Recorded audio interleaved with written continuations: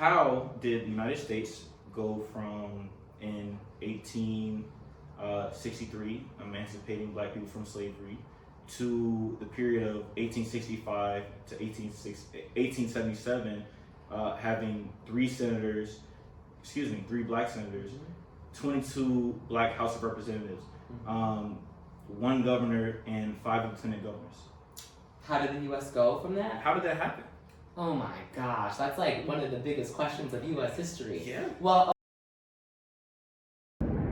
hello, and welcome to another video. My name is Jalen Henry, and today I'll be having a conversation with Professor Elizabeth Hinton on Reconstruction. Reconstruction is the period that came right after the Civil War, and it was a time that was marked by increases in black voters and in rights in black people in general. This period was marked by several black senators, governors, as well as representatives in the House, as well as over 1,500 different black elected officials across the country. These were primarily in the South, in states such as Louisiana, Georgia, Mississippi, South Carolina. So please join me. I hope you enjoy it, and I really hope you learn something. Thank you.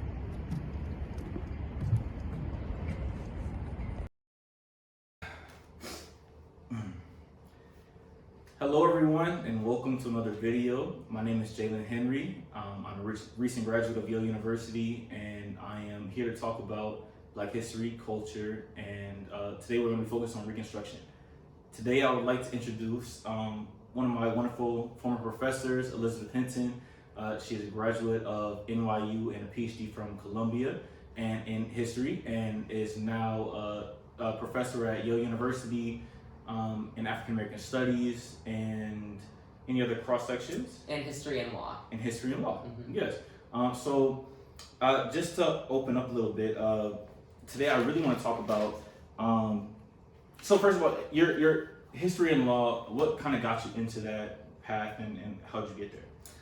I feel like from when I was a little kid, I always was just really wanted to know more about the past and like look to the ancestors and my family history to help me make sense of the world. I think my mind just kind of always went on that history track. And then I think as a black person, especially, I'm an old millennial, so I like grew up in the 80s during the war on drugs, 80s and 90s, and saw how all those policies played out in my own family. And I think that raised a lot of questions for me and made me really passionate about and aware from a very young age the injustice of the so-called justice system. So I think those two things kind of collided and set me on my course. Okay, awesome.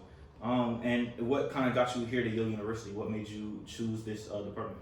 Well, I didn't choose the department. The department chose me. Okay. Based on my book. I have 2 books now, but at the time when I was hired, I had a book that came out in 2016 with Harvard University Press called "From the War on Poverty to the War on Crime: The Making of Mass Incarceration in America," which is the first history of federal crime control policies. So that made Yale and the law school really interested in bringing me here. At the time, I was a professor at Harvard University. So, I mean, it's kind of eye-rolly, but I left Harvard for Yale. Hey, okay, I like it. Yeah, Amazing. go Bulldogs. Okay, and then you also teach a class on mass incarceration. Yes, I teach a lecture course on mass incarceration here, yeah. Okay, gotcha. Yeah. All right. So the first thing, and I want to just, I guess, to preface this and start it off, I want to ask you something, but I want to ask it for the sake of telling and also educating and getting started. How did the United States go from in 1863 emancipating black people from slavery to the period of 1865 to 1877 having three black senators, 22 black House of Representatives, one governor, and 5 lieutenant governors? How did the U.S. go from that? How did that happen? Oh my gosh, that's like one of the biggest questions of U.S. history. Yeah. Well, okay, so one way to like the dominant narrative of how that happened is President Abraham Lincoln, out of the goodness of his heart, decided to free the slaves. Okay. And that's one of those like national myths that kind of perpetuate this like great white man history and leave out the true drivers of the war and of social change and of the revolution that was a civil war and of course abolition, and that's enslaved people themselves. Yes. So one of the big insights that we get from W.E.B. Du Bois, who is the foremost expert on Reconstruction and author of the best history book ever written, which is Black Reconstruction in America. What Du Bois, this was published in 1935, so it's radical now, but very, very radical at the time.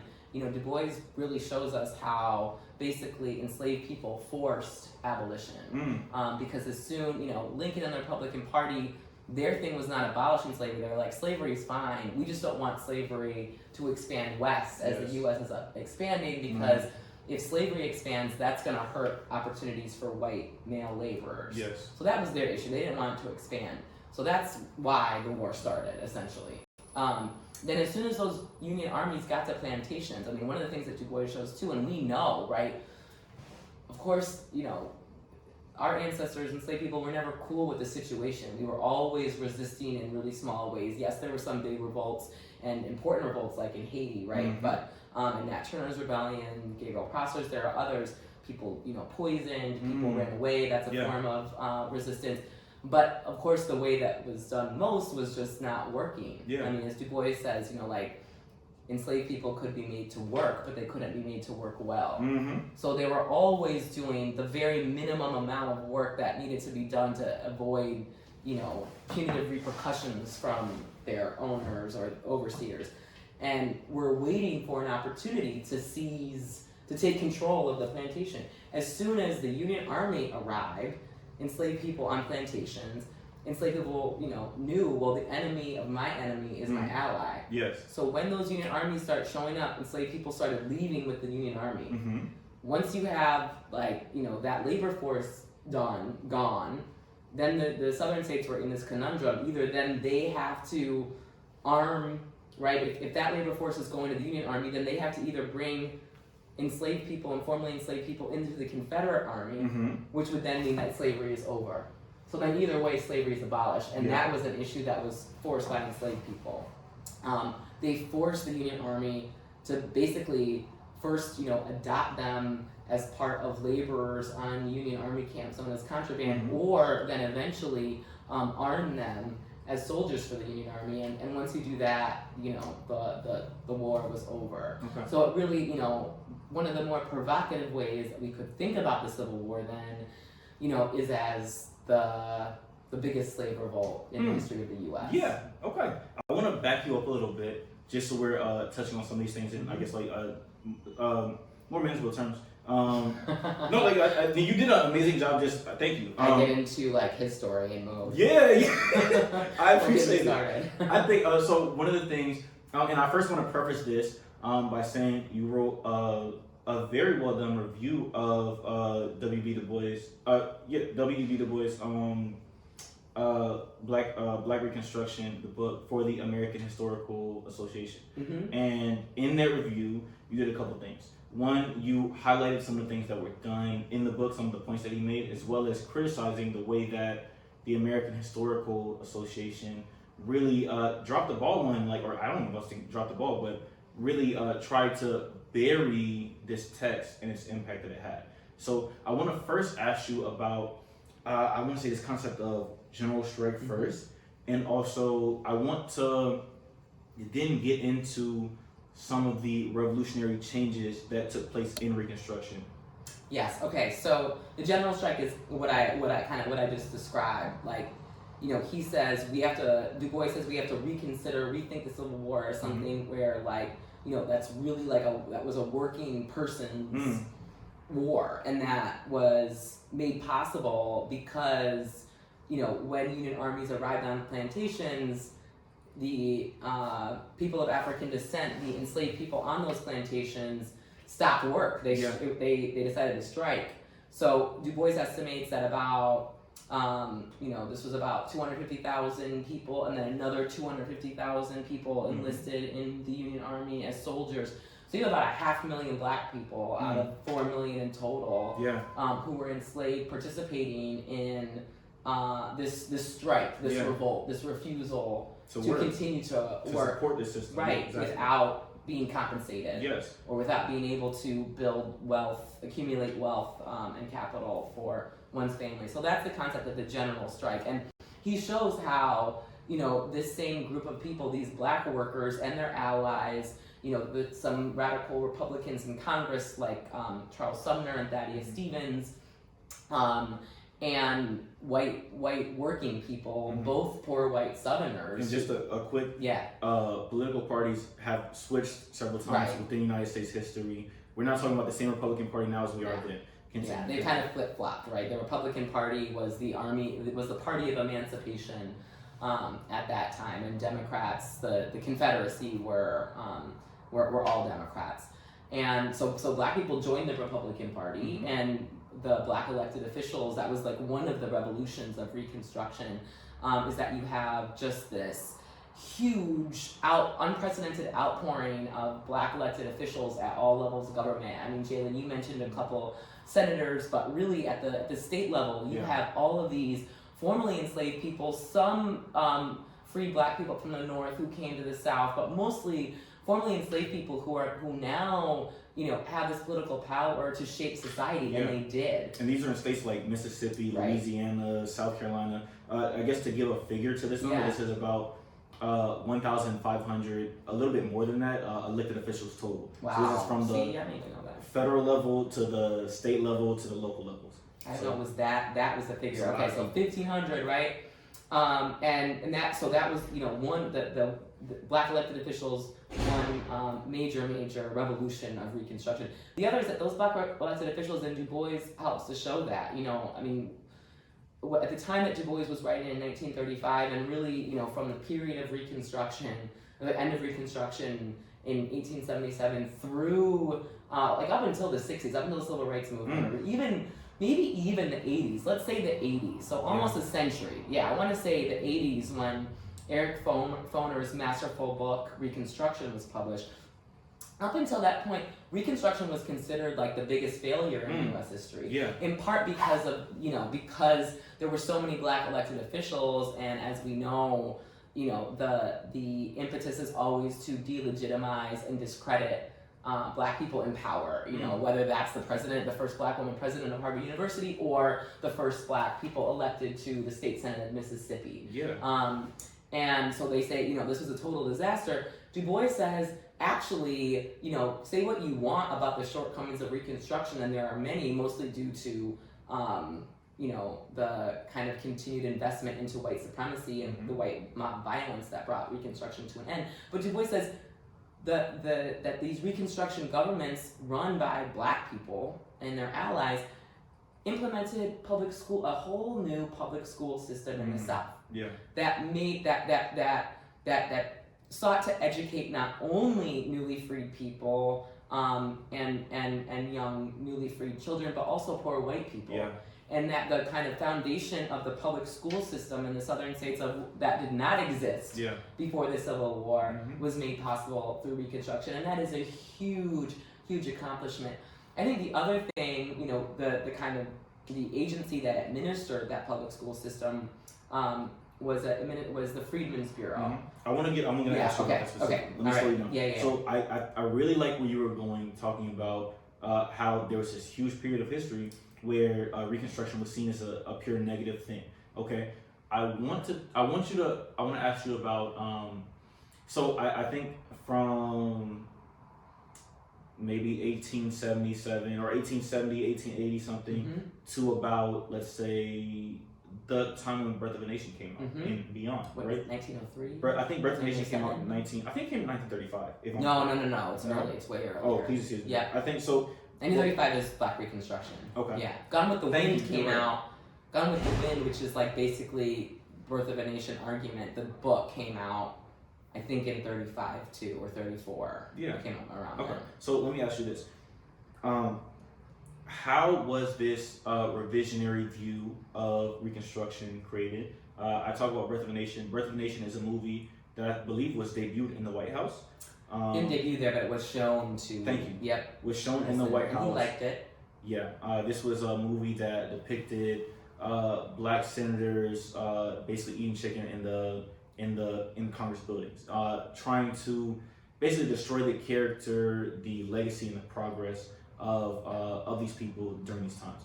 And so can you tell me a little bit, one, about how this revision of history happened, and two, can you tell me a little bit about the concept of white supremacy? And I'm gonna throw, this is maybe too much, but I'll throw it in there as well. What's your item best? Yeah, I'll get you back on top of it, and also looking at like how white supremacy and the lost cause theory of Civil War, basically like understanding, like thinking the Civil War didn't happen, or Civil War didn't happen because of slavery or because of reason that the South lost. Can you give me a framework to understand how this revisionary history happened, white supremacy kind of came to such a violent head, and how they made that happen using these theologies? White supremacy is a concept that's not talking about white supremacists, although white supremacists are kind of the agents of a white white supremacy as a worldview. But white supremacy is a kind of an ordering of the world that places white people or the interests of white dominant institutions at the top. So that basically the people who are in power, the way that resources are concentrated, etc., are in the hands of people who rely on racial hierarchies to maintain, to sustain, to propagate, to justify their power. So white supremacy has always been the logic of the United States. The United States government, it's born and baked in from the 3/5 clause of the Constitution on down. And the fact that Can you talk about what the 3/5 clause is? The 3/5 clause was enacted by the founding fathers in order to kind of counterbalance the political power in the system of representation that the U.S. has, that the southern states would have because of the fact that they were home to 4 million people who they were didn't consider people. who were human property. Exactly. And so in order to give, so it gives southern states more power, right? Because those people are counted, but they're not counted. The compromise was not to count them as full people. So in the definition of the Constitution, then people of African descent only represent 3/5 the person, and even though that's no longer on our books, it's like a ghost that still haunts all of American law, I think.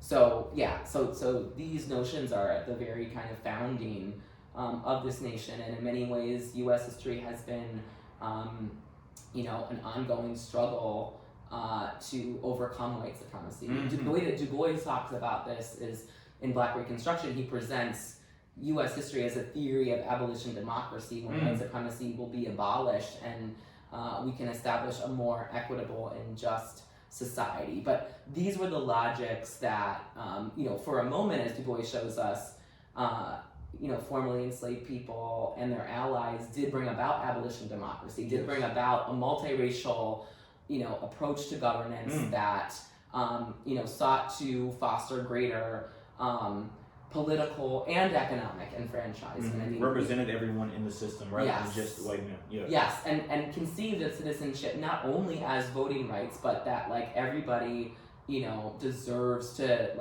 in order to create a real democracy, everybody's got to own part of the land. Everybody has to have property ownership. One should be able to control one's own labor. These are the principles that DuBois and many of those who were in the Reconstruction governments argued, and that was the society that they tried to build. It was undermined by white supremacy because such an arrangement posed a major threat to, at that time, right, the 1%, the former slave owners in the southern states, as well as the industrial capitalists in the northern states, who, in order to kind of prevent a widespread worker revolt with black and white. To explain, because this is about if somebody's working for free, I can't compete with that from an overhead standpoint. So it's unfair, and that's why they're upset about this. Yes. So they, what ends up happening is these elites end up kind of exploiting race to forge this strange alliance with poor white people. I mean, the poor white Southerners, in the moment when many of them did ally with newly freed people, like that made sense because then they could collectively harness their power to make demands on the people who own capital and control labor. But if part of that, a significant part of that alliance decides actually like I'm going to buy into whiteness instead, and view the in this case formerly enslaved people as my enemy, and in fact enact mob violence on them, that then prevents any kind of disruption of the racial status quo, the flow of capital, and the wealth of the people in power. So just to wrap that up, basically the way that white supremacy was enacted to kind of backtrack the progress of Reconstruction was through mob violence. Basically, we have different groups such as the KKK that basically enacted like poll taxes, enacted brutality at polls to stop people from voting, and basically repealed these rights that Black people had. Okay? So thank you for that. Next thing I want to ask, let's see. I have 2 more questions, but I'll condense them. Okay. I have 3 more questions, but I'll condense them. Okay, ask them all, and then we'll Okay. The first I want to ask is, how did groups like the Freedmen's Bureau help to enfranchise Black people during this time? Secondly, why do you feel, and this is in your article you talked about the Black feminist lens of this, right? History is often a story of white men, but even more often that is a story of men, and it's not because of it's not indicative of the actual work that's being done, but it's about the inclusion and about the story that's being told after. Can you talk a little bit about why you feel that Black women's contributions to ending slavery, such as taking reproductive autonomy and stopping the literal construction of labor forces, which is, I mean, as rough as it sounds, but like stopping, not having babies and not allowing people to go into slavery, diminishing the South's population.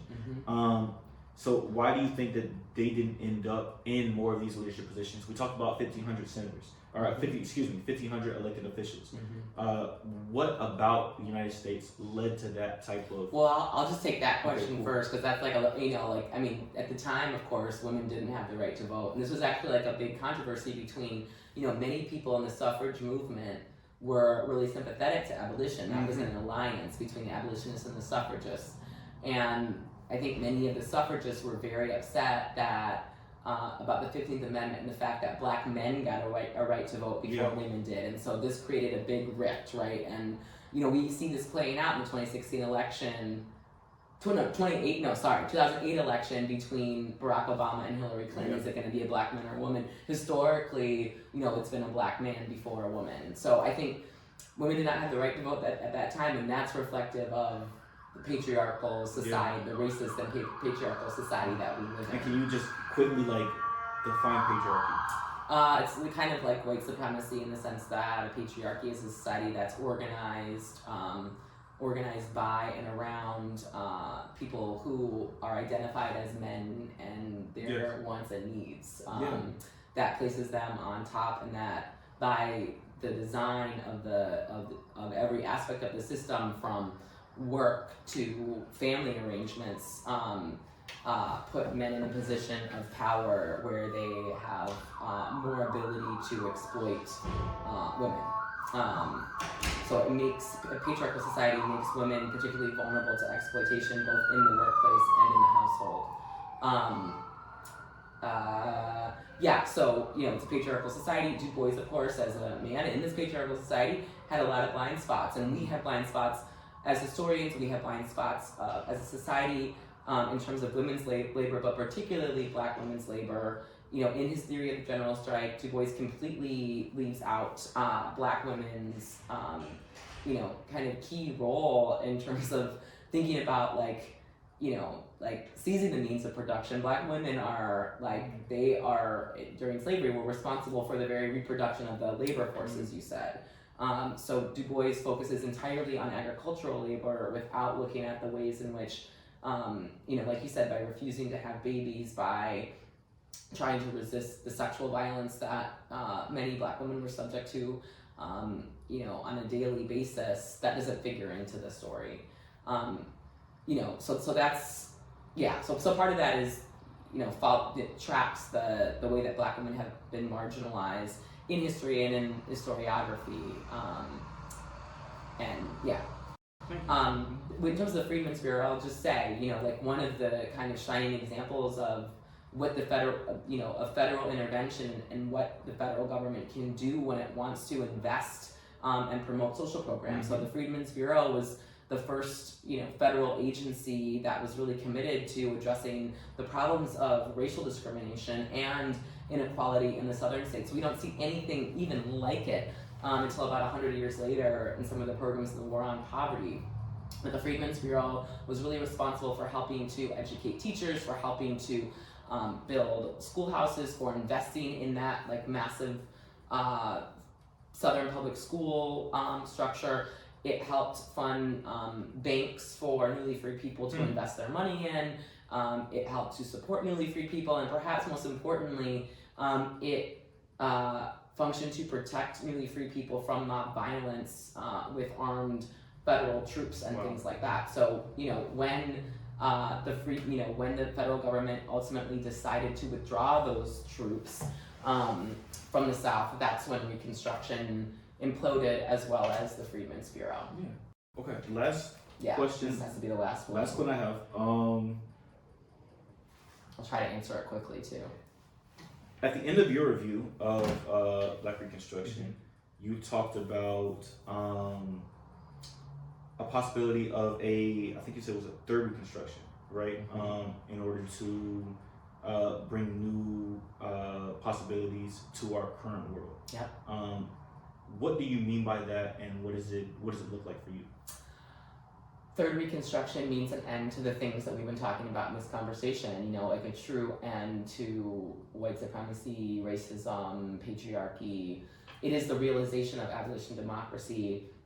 You know, we have stopped short historically from, you know, the U.S., the federal government, this country has given citizenship rights, it's giving voting rights to people, but it's never invested in a major economic intervention. It hasn't actually invested real resources into the most vulnerable communities, into the groups of people that have been exploited and marginalized and oppressed historically. And so that's what Third Reconstruction is about. It is about like a necessary redistribution of resources in this country, and one that in doing so then leads to a much more vibrant multiracial democracy where everyone's needs are met. And I think once everyone's needs are truly met, many of the problems in our society, from crime to violence, you know, may not go away entirely, but it's part of the solution towards finally addressing them.